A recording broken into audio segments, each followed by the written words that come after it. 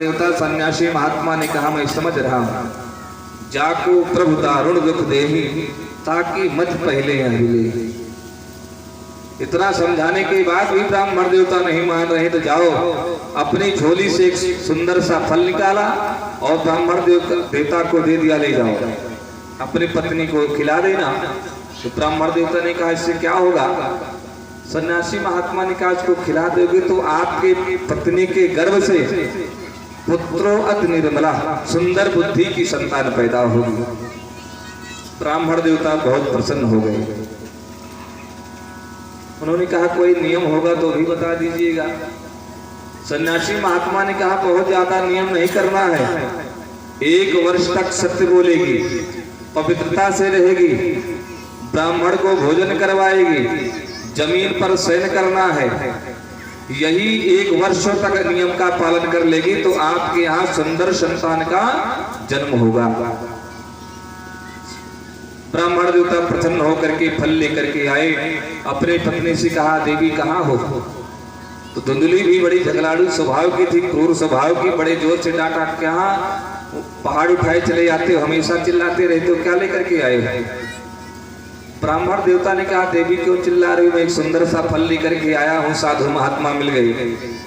दूल्हे ने कहा, प्रतिदिन आपको कोई न कोई साधु बाबा मिलते रहते हैं, मैं ऐसे साधु बाबाओं के चक्कर में पड़ने वाली नहीं हूँ। अरे देवी, एक बात मेरी मान लीजिए, इसको खा लीजिए, आपके यहाँ संतान पैदा होगी। तो मन में विचार करने लगी, मैं फल खा लिया तो गड़बड़ हो जाएगा। अपनी कुटिल सहेली से जाकर के मिल गई, देवी मेरे पति ने पता नहीं कहां से फल लेकर के आए, कह रहे खा लो पुत्र होगा, तो मैं इस फल को खाने वाली नहीं हूं। मैंने सुना है कि जिसके संतान होता है उसके जन्मत मरत दुसाहत को जन्म के समय और मृत्यु के समय बड़ा कष्ट उठाना पड़ता है। यदि गर्भ रह गया तो मेरा पेट बढ़ जाएगा, भोजन कम हो जाएगा, मैं निर्बल हो जाऊंगी, और कहीं दुर्भाग्यवश गांव में डकैती पड़ गई, चोरी होने लगी तो और स्त्रियां तो भाग निकलेगी, मैं तो बेमौत मारी जाऊंगी, इसलिए मैं फल खाने वाली नहीं। यही नहीं, मैंने सुना है सुखदेव भगवान अपनी माता के घर में 12 वर्षों तक निवास किए, 1-2 वर्ष भी मेरे पेट में बच्चा रह गया तो मैं तो सहन नहीं कर पाऊंगी, इसलिए मैं फल खाने वाली नहीं हूं।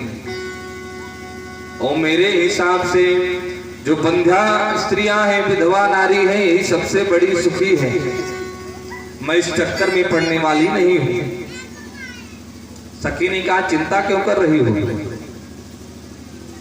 अपनी बहन को बुला लीजिए, अगर इस फल का निरीक्षण करना है, प्रणाम देखना है तो सामने एक गाय बंधी हुई, इसको खिला देना। तो बाबा नकली है कि असली है, उनकी भी परीक्षा हो जाएगी। आजकल माताएं बहुत परीक्षा लेती हैं बाबाओं की कि बाबा असली है कि नकली है। कोई साधु महात्मा मिल जाते हैं तो अपने पुत्र के बारे में, पुत्रियों के बारे में, पति के बारे में पूछती रहती है।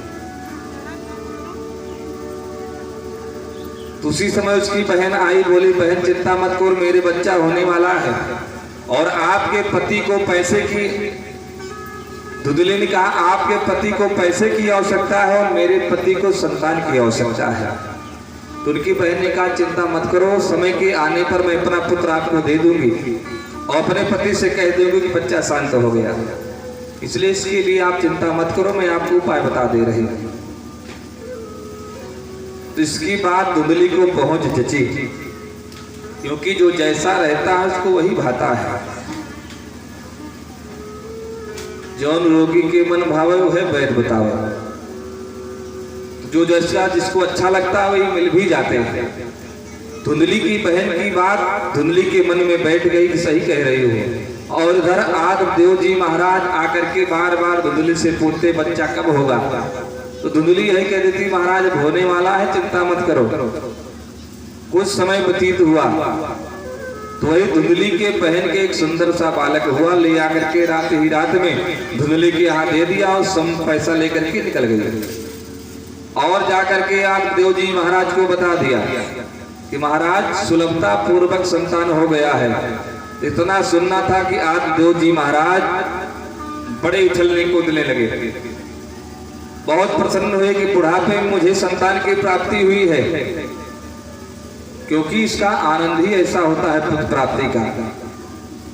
हमारे समाज में लोग भी, माताएं बहनें, जब पुत्र होता है तो बहुत प्रसन्न होती है।